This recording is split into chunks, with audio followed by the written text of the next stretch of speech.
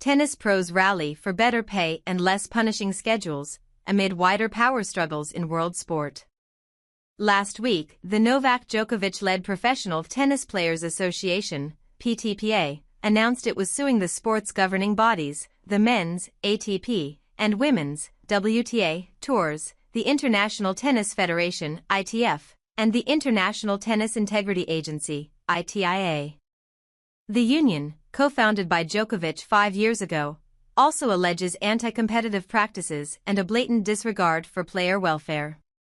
The lawsuit is just one example of a battle for control of international sport, the outcome of which will shape sport for years to come.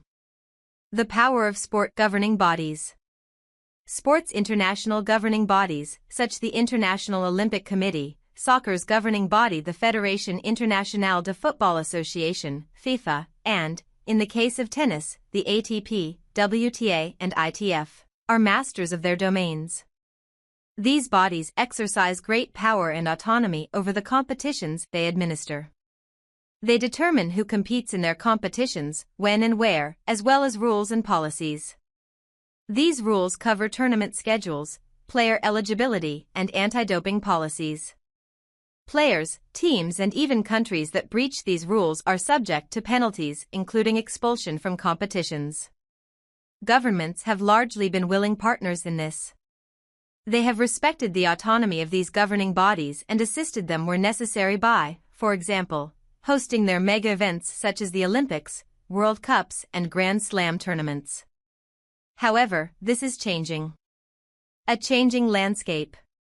As shown by the PTPA lawsuit, players are seeking a greater share of sports' economic pie, better working conditions, more freedom in selecting where and when they play, and a greater say in how their sports are run. Private investors also are seeking to share in the money being made from sport by establishing rival competitions. These include the Wall Street-backed, but ultimately ill-fated, European Super League, soccer, the International Swimming League, funded by billionaire swimming fan Konstantin Grigorishin, and the Saudi Arabia-backed LIV Golf Tour. In response, some fans and lower-level teams are organizing to protect their clubs from the influx of private money. In the United Kingdom, this has resulted in proposed legislation to establish an independent regulator of football. And all of this is occurring in the shadow of a broader geopolitical restructuring in which the West's traditional hegemony over sport is being challenged by the wealth of the Gulf states, the assertiveness of authoritarian regimes, and the emerging economies of the global South. The result is a contest for control between actors and forces, both powerful and passionate. The outcome of this contest is important because sport is a generator of significant economic activity. A recent study estimated the global sport industry to be the 9th largest industry on Earth, and an important vehicle for driving social change, both of which also make it politically important. What does the future hold? When confronted with forces for change, sport governing bodies generally go through a 3-stage process of denial, rejecting the need for change, resistance, fighting the change, and adaptation, conceding some autonomy while retaining ultimate control.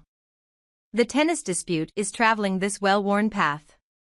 Tennis's governing bodies have denied the PTPA a seat at the table, so the PTPA is now taking the matter to court. Early indications are tennis's governing bodies will fight it vigorously. Predicting the outcome of litigation is fraught. However, sport governing bodies do not have a strong record defending the use of their power before the courts. Courts are more independent and less deferential towards sport governing bodies than the political arms of government. Recent decisions from the Court of Justice of the European Union offer evidence of this.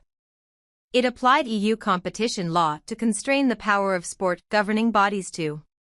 Another example comes from the United States, where the Supreme Court struck down as an antitrust, competition, law violation, rules that limited the benefits student athletes can receive for playing. This litigation led the governing body of collegiate sport, the National Collegiate Athletic Association, to propose a $2.8 billion $4.45 billion Australian dollars settlement that will allow colleges to pay their student athletes.